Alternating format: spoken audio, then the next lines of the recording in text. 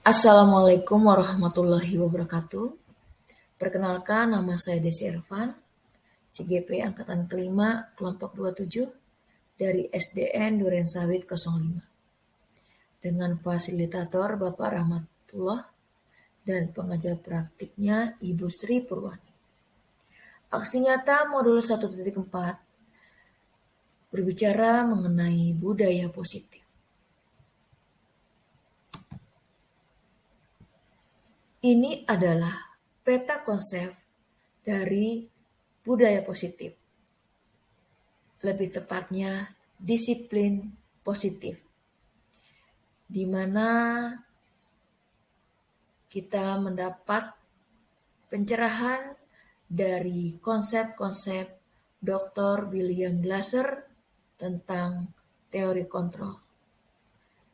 Di dalamnya kita akan mengetahui apa itu arti disiplin, teori motivasi, nilai-nilai kebajikan universal, keyakinan kelas, 5 posisi kontrol, segitiga restitusi, dan terakhir 5 kebutuhan dasar manusia. Disiplin positif adalah disiplin diri untuk menggali potensi menuju sebuah tujuan. Motivasi dalam diri kita itu ada 2. Dari luar diri, seperti orang berperilaku untuk menghindari hukuman dan mendapatkan imbalan. Yang kedua, motivasi dari dalam diri, seperti orang berperilaku untuk menghargai diri sendiri. Untuk menciptakan disiplin positif, diperlukan motivasi dari dalam diri yang kuat. Teori kontrol Dr. William Glasser mengandung 8 makna. Yang pertama, kebutuhan kita berbeda.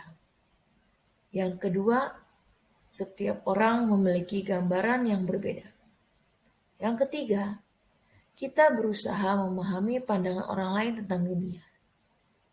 Yang keempat, semua perilaku memiliki tujuan. Yang kelima, hanya kita yang bisa mengontrol diri kita. Yang keenam, Anda tidak bisa mengontrol orang lain. Yang ketujuh, kolaborasi dan konsensus diperlukan saat menciptakan pilihan-pilihan baru. Yang terakhir adalah modal berpikir menang dan menang.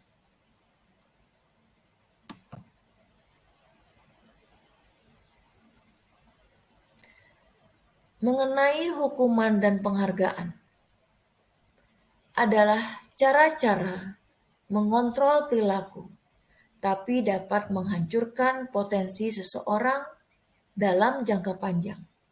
Karena seseorang hanya berharap imbalan dan kehilangan motivasi dari dalam, dan tidak menyadari tindakan baik yang telah dilakukan.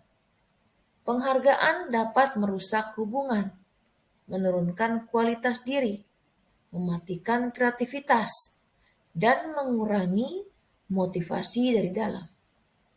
Ini beberapa contoh foto yang berhubungan dengan hukuman dan penghargaan yang terjadi dalam pekerjaan saya.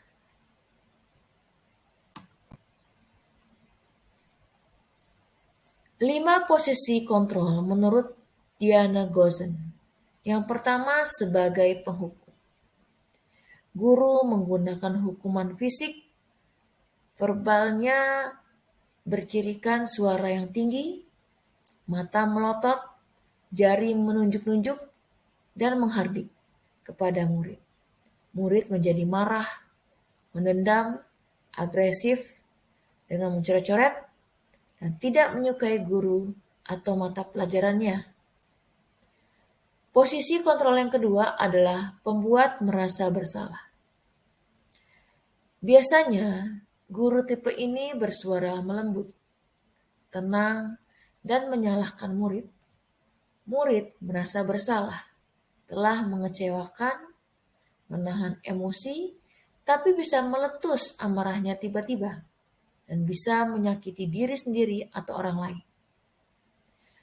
Posisi yang ketiga adalah sebagai teman. Guru menggunakan suara yang ramah dan bersenda gurau untuk menghangatkan suasana kepada murid. Murid merasa aman, akrab dengan guru, bahkan tergantung pada guru, tidak mandiri, dan berperilaku baik hanya kepada guru tertentu. Posisi kontrol yang keempat adalah pemantau. Di sini guru bersuara datar, mengawasi murid saat diberi sanksi, mengarahkan murid berdasarkan peraturan, konsekuensi, stiker, slip catatan, daftar cek. Murid menurut bila diawasi. Posisi kontrol terakhir adalah sebagai manajer. Di sini guru bersuara netral, menanyakan pertanyaan yang bermakna untuk membuka pikiran murid dan membimbing murid memecahkan masalah secara mandiri. Murid dapat berefleksi atas tindakannya, belajar dari kesalahannya, untuk menjadi murid yang mandiri, merdeka, dan bertanggung jawab.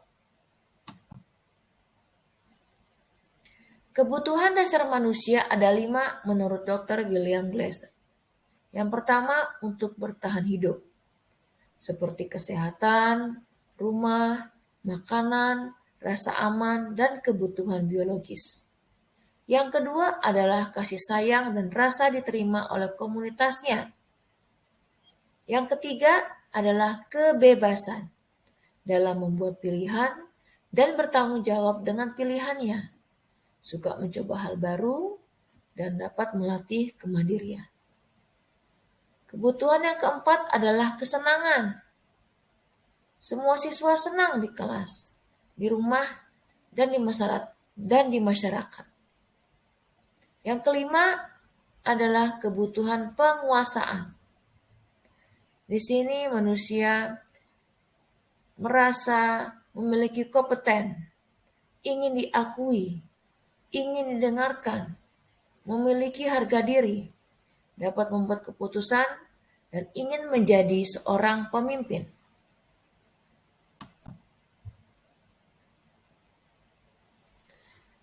Keyakinan kelas.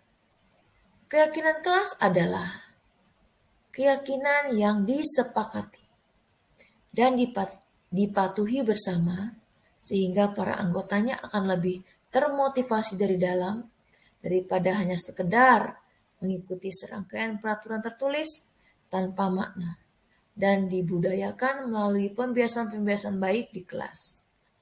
Ini contoh gambar-gambar keyakinan kelas yang bisa dipajang di dalam sebuah kelas.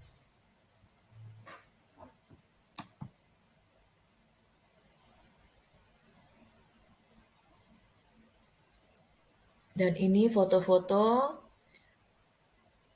budaya positif yang bisa diterapkan di sekolah.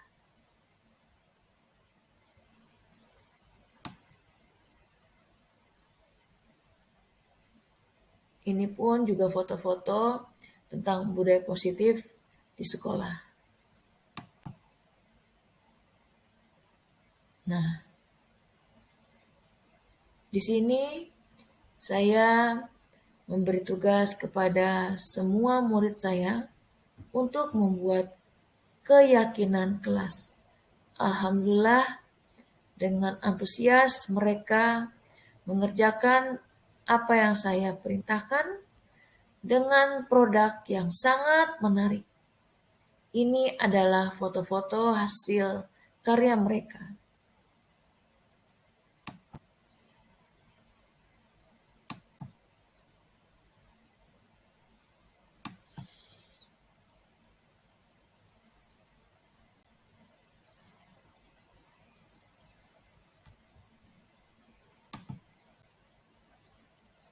Ini juga foto-foto budaya positif yang saya lakukan di sekolah,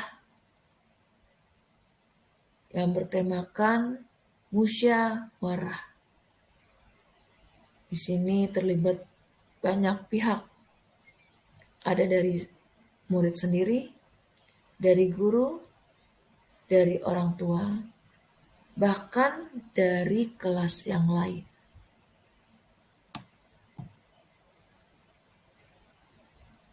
Dan ini pun juga foto-foto budaya positif yang terjadi di dalam kelas saya, di mana ada 2 anak yang berkelahi, dan alhamdulillah dengan hati yang terbuka, orang tuanya kedua anak tersebut datang ke kelas bersama anaknya, dan terjadilah proses penyelesaian masalah. Di sini juga ada budaya bermusyawarah, melakukan sosialisasi dari sekolah kepada pihak orang tua. Pemerintah juga menggalakkan gerakan amal sosial atau BAZIS kepada semua siswa dan semua guru. Dan ini adalah gambar di mana sebelum dan sesudah pembelajaran, guru dan siswa melaksanakan doa bersama yang dipimpin oleh siswa secara bergantian. Segitiga restitusi, yaitu suatu proses yang dijalankan oleh guru atau orang tua untuk menghasilkan murid yang mandiri dan bertanggung jawab.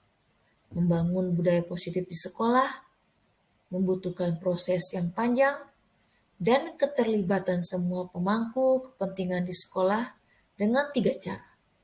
Menstabilkan identitas, validasi tindakan yang salah, dan menanyakan keyakinan. Ini adalah gambar dari segitiga restitusi.